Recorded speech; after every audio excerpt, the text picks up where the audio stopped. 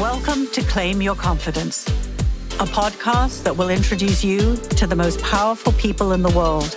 No matter what obstacles you face, Claim Your Confidence will inspire and motivate you to go after the life you want. Are you ready to claim your confidence? Hi, everyone, and welcome back to Claim Your Confidence. I'm Lydia Fenet, coming to you from Newsstand Studios in Rockefeller Center. We are well into early spring here in New York City, and I am sitting in the studio with two amazing guests coming to me, one from Georgia and one from California. You guys, this is the first time I've ever done an interview like this, and I am so excited. It's usually one-on-one, and today we have two amazing women with incredible stories in their own right that really come together in the most unexpected and fun ways. So, Candace Nelson and Kristen Dunning, welcome to Claim Your Confidence. Hello. Thank you for having us. Yes, thank you so much for having us. I'm so excited about this interview. So to give everyone a little bit of a backstory, I've met Candace a couple of times. I first met her, and you guys may know her as the founder of Sprinkles Cupcakes. And if you guys are sugar aficionados like I am, you would know that they are the best cupcakes in the entire world. And I can say that because I've had easily 300 over the course of my life. And Candace is a serial entrepreneur. You know, she founded Sprinkles Cupcakes. She now has these amazing pizza restaurants called Pizzana. And then in addition to that, she recently added to her portfolio the role of guest judge on Shark Tank. And that is where the story gets interesting, because today we have the incredible Kristen Dunning, who is the CEO of Gently Soap, who pitched and secured Candace from her interview on Shark Tank. So I'm going to dive in first with you, Candace. I would love to know a little bit more about you, because I know you grew up in Indonesia, and I want to hear a little bit about your childhood. Who were you? You're such a bubbly, effervescent person. So was that who you always were? That's so kind of you to say. I think I've always been a pretty happy person. I mean, I'm Candace Nelson now, but I was Candy Brown growing up. So with a name like Candy Brown, you kind of have to be yes, happy, you do. Positive. So yes, I grew up a lot of my childhood in Southeast Asia. I was born in Indonesia, but I certainly didn't live there for very long. I didn't live in any place for very long. I was constantly bouncing around as a child. Southeast Asia, the upper Midwest. I went to boarding school in New England, and was just always having to enter new classrooms, make new friends, and get comfortable with the uncomfortable, which I know leads very much into your topic of choice, which is confidence. Now, why were you moving around so much? That must have been a parental decision. You weren't probably just roaming the earth on your own. My dad was a lawyer for a couple different American multinationals. Now, if you were to ask my husband, it's because he worked for the CIA, but that's a whole nother podcast. So let's just stick like with that. Answer he more. was general counsel for an American company overseas. And so you alluded to this, but moving around a lot definitely must make you get comfortable, getting uncomfortable. Tell me a little bit about what that was like as a child to be bouncing from place to place. Sure. I mean, you know, just as soon as you would get comfortable in a place and with your friend group, you were uprooted and had to kind of do it all over again. So I think that also contributed to my personality, where I kind of had to put on my tap shoes and do my little dance and make new friends, like make it all happen again. And I knew that if I didn't do it, no one else was going to do it. So I had to get in there and create my reality and fake it till I made it. Which, you know, as a child, I think it's scary. You don't know if people are going to accept you, and then add to that the fact that I was sometimes moving to a different country, a different culture. I mean, Indonesia is a Muslim country. I couldn't wear shorts outside. It was really hot. I was a kid. I wanted to wear shorts outside. So there were a lot of things coming at me. And so I just kind of learned to roll with the punches quite a bit, you know, make my own reality, make friends really fast, and get on with it. Do you think that sort of ability to sell, and frankly, sell yourself, played a huge part in your role as an entrepreneur? Because, I mean, as you know, there's nothing more important than being able to sell your product or sell yourself when you're a founder or an entrepreneur, right? Absolutely. I think it helped me to be a public-facing founder And you're absolutely right. It's about selling. It's about telling a great story. And it's about doing so in a way that gets people to buy into you and want to be part of your journey, get someone to want to be a friend of yours, right? All of that is related in some way. Yeah. It's interesting. Your name is Candy Brown, but, and obviously everything that has to go with you after that has to do with sweets, but that wasn't actually the path that you took. You went into investment banking after college. Isn't that correct? I went into investment banking. I went to a very progressive liberal arts college. We used to spell women, and this was back in the day, WOMYN. So we had fully expunged men from the equation. So I was very much about breaking through the glass ceiling. I wanted to get a job that could prove that I could make it in a man's world. And that's exactly what I did. I was recruited into the corporate finance department of an investment bank, working with technology companies at the height of the dot-com boom. I was one of very few women in my analyst class, and then went on to work for a technology startup, which, I was in San Francisco. There were all these dot-coms, going crazy at the time. And then, of course, the dot-com bust happened. And I was without a job, and I was just kind of left scratching my head and wondering what I was going to do next, because I'd sort of done, quote unquote, everything right. I'd gotten into the good school, I'd gotten the prestigious job, I'd worked my way up, I'd proven myself, and now I was I was back at square one. So then 9/11 happened, and not only was I without a job, but I was also just in this very dark period of time where I thought, what does it all mean, right? And if life is so fleeting, what am I trying to prove? I'm sort of living by other people's expectations and standards. I'm trying to prove myself in a man's world. To what end? I didn't really love what I was doing. And so it led to this epiphany where I said, I want to do something joyful. I want to do something that brings a little joy to the world, has meaning, something I love. And so instead of going to business school, which was sort of the next logical step in my journey, I went to pastry school and reclaimed a love for baking that I'd had ever since I was a little girl. What is that conversation like with the people around you when you're like, guess what, guys?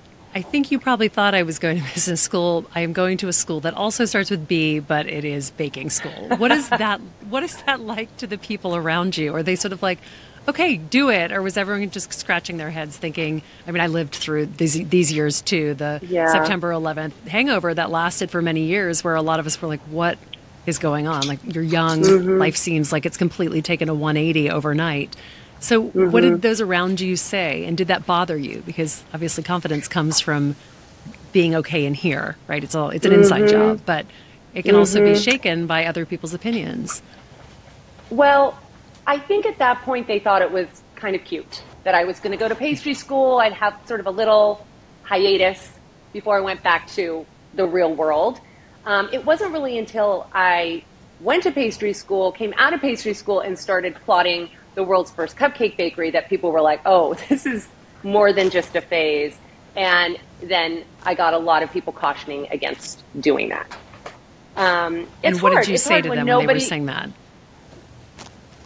I think ultimately I felt like I was on a path that was the right one. It felt really good to me. And even though it's hard when people around you don't understand your journey, they don't buy into your dreams, I think I had developed that self-reliance and that inner confidence through my childhood that I was okay with kind of standing on my own and being alone in this journey for a little while. And so I just got to work. Sometimes it's just about, people may not understand when you're telling them, but if you start showing them, they're going to buy in eventually. So I just got to work. I started developing, cupcake recipes. I started baking out of my kitchen, and people started buying. And before I knew it and the world knew it, there was no denying that I was onto something.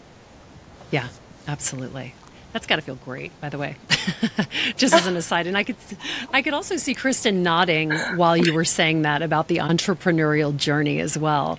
And I'm excited to dive into Kristen's story as well, because I feel like there are going to be a lot of similarities in those moments. Oh, it's so good. I see this vision. So good. Let me wrap up to get to the place where your stories intersect. So from Sprinkles, you go to Pizzana. Tell me about Sprinkles, what happened there, onto Pizzana, and then onto Shark Tank?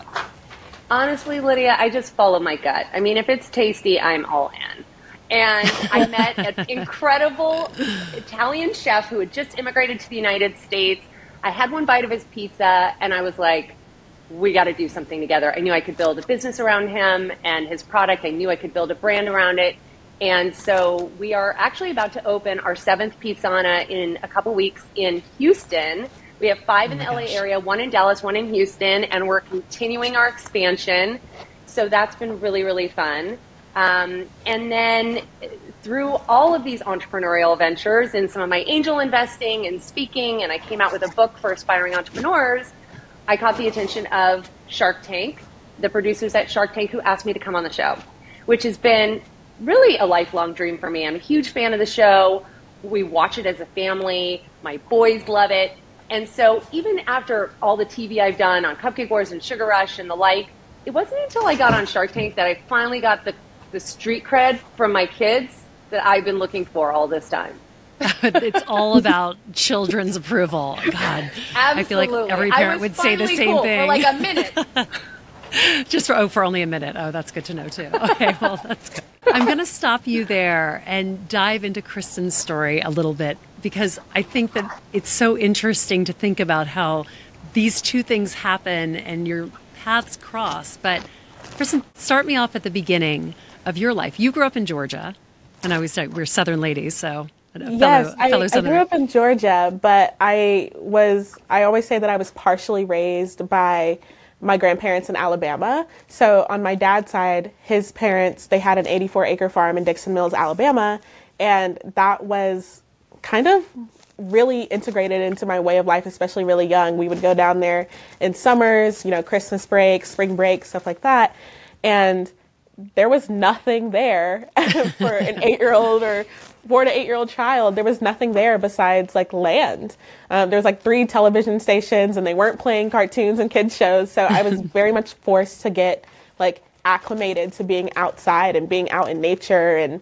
And I was very imaginative as a child because of that. I just remember that the one place that I truly felt joy and felt free was outside, and being surrounded by plants, whether it was the crops my grandparents were growing or just like the plants that were just in their like garden naturally. And as I started growing up as a teenager, through like Georgia school, middle school, high school, and people started asking you like, what do you want to do? Like, what do you want to do in college? When I was younger, I was very much adamant on, I don't want to do the same thing that my grandparents did. Like, I don't want to go in the agricultural industry.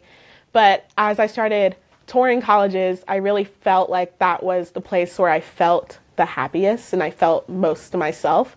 And at that point, my grandparents had already passed on, so it was also the place where felt like I was mostly connected to them. So I found my own love through agriculture and everything because of the seeds that they planted within me and the roots that they laid down for me. I always do like agricultural puns, so that's like my thing. But also at this time, I am an eczema warrior, but I was going through the height of my battle with my skin, with my eczema, and I was a teenage girl and my skin was like peely, flaky. I would have to wear gloves. I was wearing turtlenecks to school because of how bad it was. Gosh. I was very much ashamed with how it looked and how it felt. And I was constantly looking for a product that just didn't burn. I always say that, like, when I listen to other entrepreneurial stories, they're all like, I wanted to create this product because of this. And for me, it was literally just like a need of something. Like, I just want something not to hurt. Yeah. Like, literally whatever that is, I'm willing to go for it. And I started realizing from that it didn't really matter what skincare products I brought home because bathing is the foundation for skincare. And it's so rooted in our daily routine that I couldn't even like get up in the morning. I would like literally dread bath time because I couldn't get up and I was like, my skin is going to burn if I take the shower. So it was just a lot. As I was like struggling with my skin and everything, I knew that I wanted to kind of like go back to that in order to find a solution. So when I was getting asked the question of what my dream job was or why I was going to college and like what I wanted to do.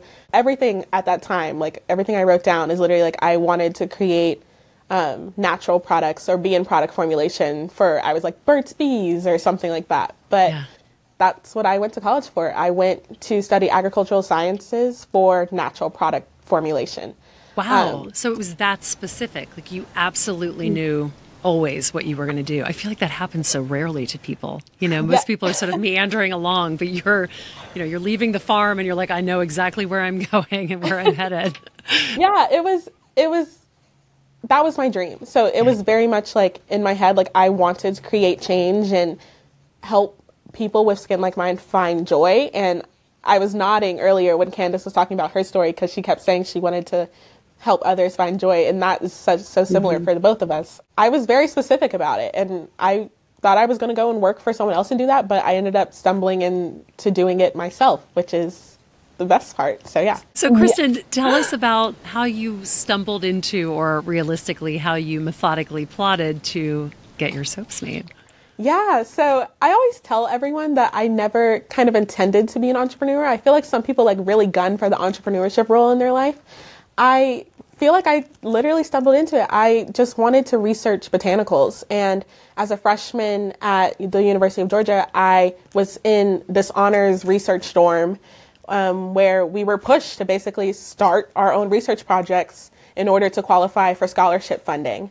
So they made us research and I had to figure out what kind of projects I wanted to do.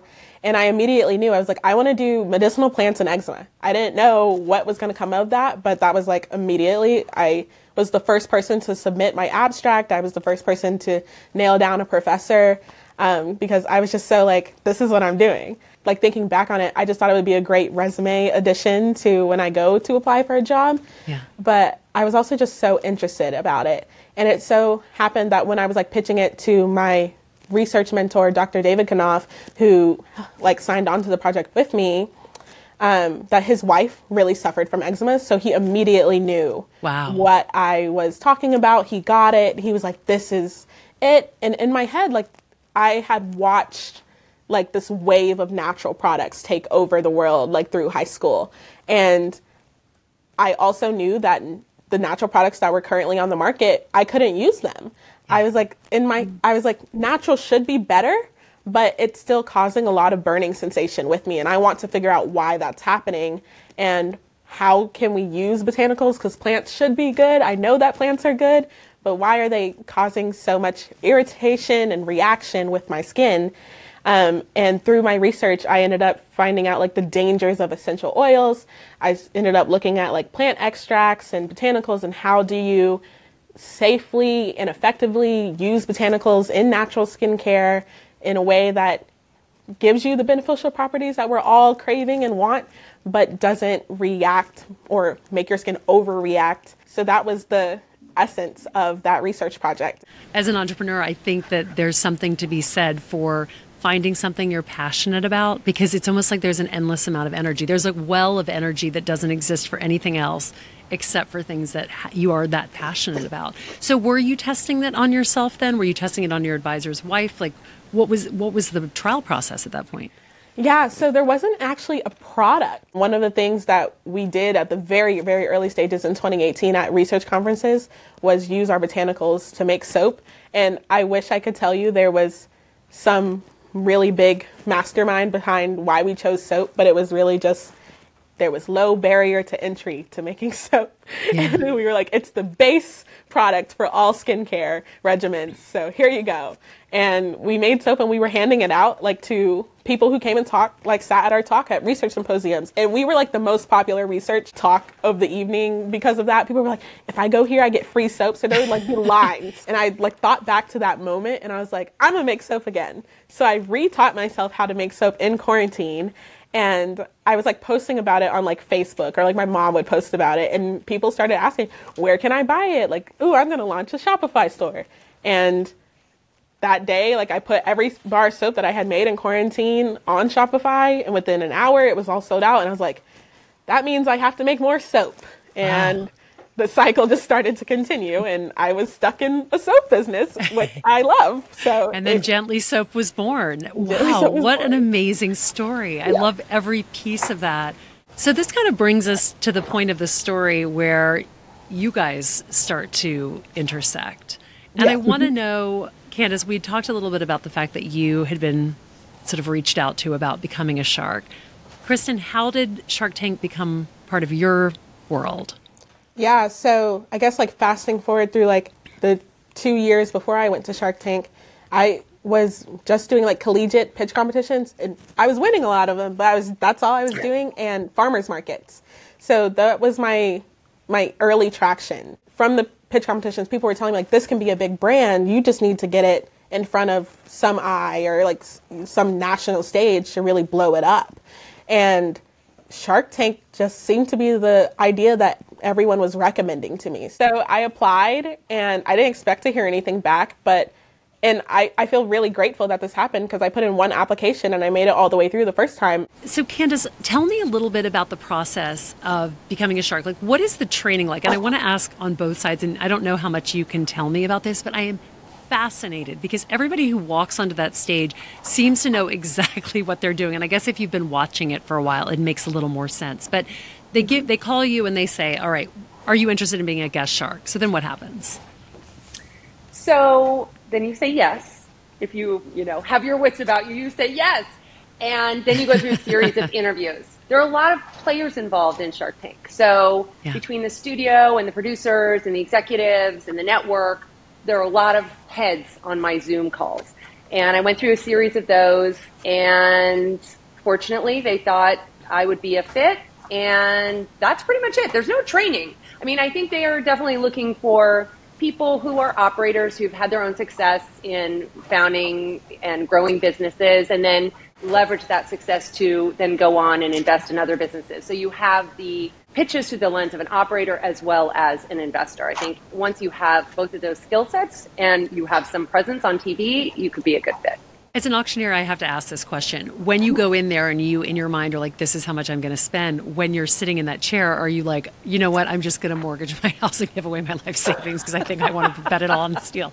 It is exciting. I think you just have no idea what those entrepreneurs are going to be asking for when they walk through their doors, through the doors. So it's hard to put a cap on it because you really just have no idea what's coming at you.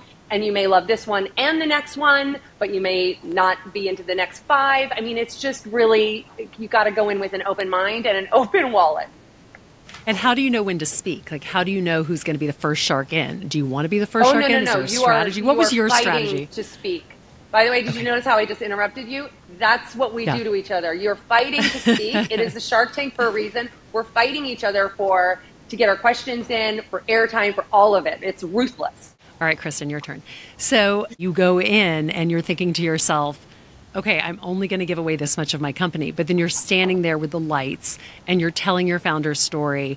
What is going through your brain? I always wonder this when I see people with deer in the headlights, like, oh my God, what is happening right now? Like, what were you thinking when you walked out on that stage? When I finally was like walking out, I think everything just left my mind. I was just like, oh my God, I'm like walking through the thing. And look, what Candace says is true. I actually didn't know who she was. They didn't give me her name until maybe like 3 days before. So I was like, Candace Nelson, like, what is Sprinkles? We don't have Sprinkles in Georgia. So I was like, oh my gosh. So I was just like going through all these things. I went and bought her book from like Books A Million, and I was like reading it on the plane to LA, like trying to figure out what this girl was about. And I was really excited. I also knew personally that the 2 most important things for me were I really wanted a female entrepreneur to invest. Yeah. So I was really excited that my guest shark was a woman. And I also really wanted someone who would almost, in a sense, become a co-founder, like almost to the brand. I was really tired of doing everything alone. I think that all solidified in that moment for me, that I just really wanted someone who was going to be dedicated to building Gently Soap at least like half as much as I was. I wasn't set on a particular percentage. I think it was more about the person. I was like, let me ask the questions that I need to ask in order to like verify that this is the type of person that I'm trying to get, like while I'm here. So So you go out on the but stage. From my and you perspective, I didn't see that anxiety. I mean, she walked onto stage. She was glowing. She was she has that great smile. Really takes you focused and passionate. She looked the part. She told a great story. She had turned this incredible hardship into opportunity. I'm discerning when it comes to product, and I held that product, and it was beautiful. It felt very artisanal and elevated. I don't typically like a lot of fragrance in my products, but I smelled it, and it didn't bother me at all. It was lovely. It felt just so natural and, aromatic. And so I was just very taken by the whole moment, and realized that this was my company.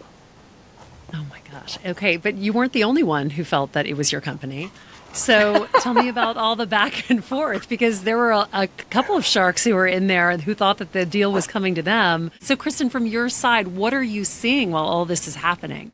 I will say I was actually shocked by how much of it was me watching the sharks talk to each other about my brand as if I'm not sitting right there. I thought I had all these one-liners that I was being prepared to say. If Mr. Wonderful got snappy with me, I was going to be like, don't let me make me wash your mouth out with soap. Oh, I was ready. Yeah. I was ready with all these things. Good. And then I was just watching Mark Cuban, Damon John talk about how they don't use soap and they use 3-in-1. And I was like, this is not how I expected this to go. And then I was just thinking about how much of the product I wanted to share. I was like, well, let me introduce the different soaps to you. And I was getting all excited. But my favorite part was just everyone smelling it and talking about how subtle and everything it was. And I was like, they get it. Even Lori was talking about how she understood, and then Candace, you were talking about how big the market was and how it was growing, and I was just like, oh my gosh, I'm so glad they understand why I'm doing this. But then people start putting real numbers on the table. Oh yeah, equity in the company for dollars. What is that? Was that what you thought it was going to be? Did you feel like that was lining up with what you thought? Were you like, oh my God, I'm going to have to give away the kitchen sink to make this happen? I mean, was there a walkaway number for you? The thing that really took me for a loop was Mr. Wonderful's offer with the royalty. I was like, sir, no. Immediately. Hard pass. I was trying to really keep my composure, but I was like, he wants $1. I don't even remember what it was. It was $1 on every bar. And I was like, I'm like, what? And he was just like, your margins are so good. And I was like, I want them to stay that way. Yes, exactly. Right. I need them for marketing. Yes. Right. And Kevin at one point called me greedy, which I was like, I think that's just a rite of passage. I feel like I'm finally, I finally belong. You call me greedy? Okay. But then you guys got into the final portion of this where you were negotiating down to the 5%. So tell me about that moment, and when the final moment where you were like, okay, we're here and I'm going to do this. Yeah, well, I remember that they kept interrupting me. They're like, you're negotiating too much. You're negotiating too much. I remember that, yeah. And I was like, this is my company. This is what I came here to do. Yeah. And I was like, I was making eye contact with Candace the entire time. I was like, are we still good? Are we here? And so I was very much like, this is part of the show. This is negotiation.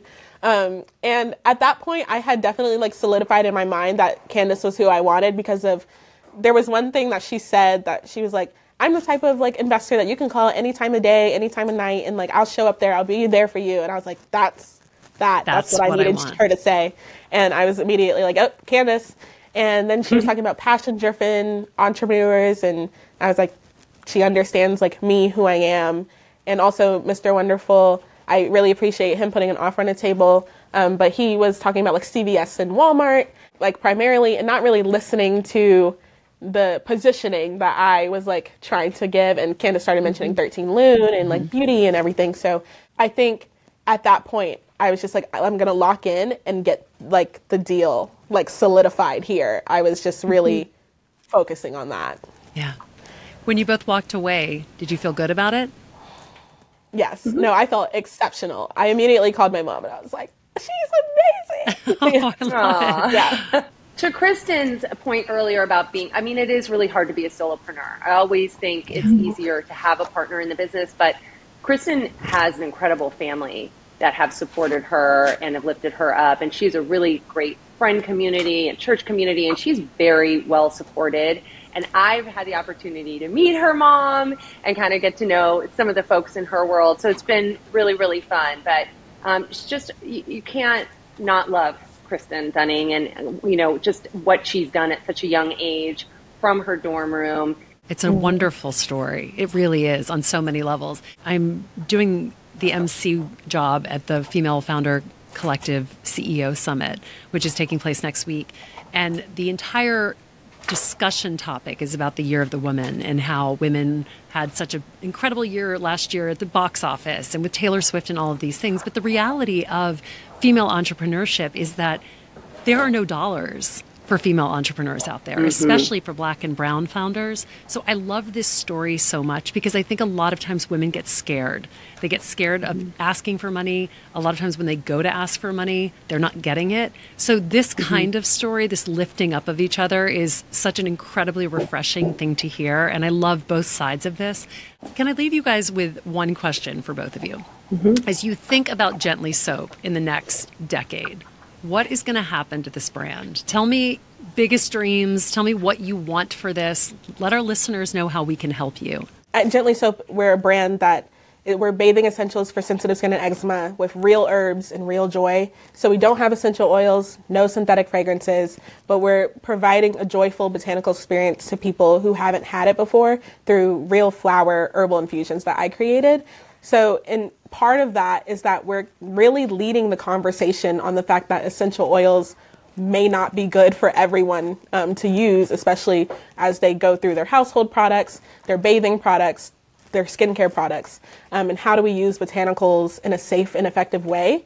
So I'm really excited to further drive that conversation through mass market plays, whether that be on a shelf of a mass retailer or launching more products that can be used widely throughout the home. I think in general, just providing essentials to people with skin like mine is my main goal to as many households as possible. So yeah. It's fantastic. And Candace, how about you? Well, I am really here as a partner to Kristen to support her in her goals, to help, unlock opportunities and open doors where I can, and really just to help her soar. And also to help her build her own personal brand, because I think she has a lot of potential there to be a thought leader in the space. And she's an incredible face of the brand. Absolutely. I couldn't agree more.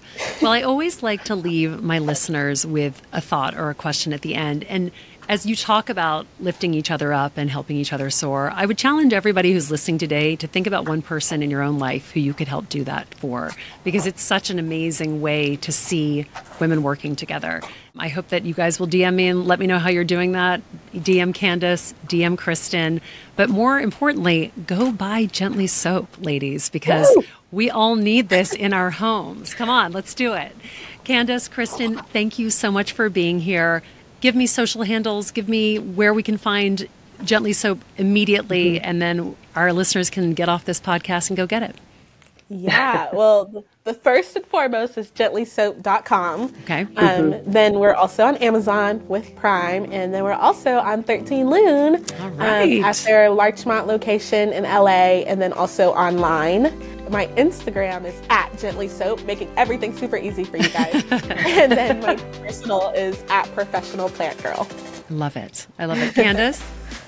I am on Instagram, TikTok, and LinkedIn at Candace Nelson. And I also have a Substack called Sweet Success that I send out every couple of weeks. And you can also order Pizzana pizzas through Goldbelly, or if you're in LA or Dallas or Houston, come pay us a visit. All right. We'll do both of those things. Well, thank you both so much for your time. I really appreciate you being here today. I'd like to always thank Joe, my trusty producer who makes everything sound great and helps me do everything that happens in the studio, and to Rockefeller Center and to Schwinspire, who sponsored this amazing podcast. So thank you all. Have a wonderful rest of your week, and I'll be back with you again next Tuesday.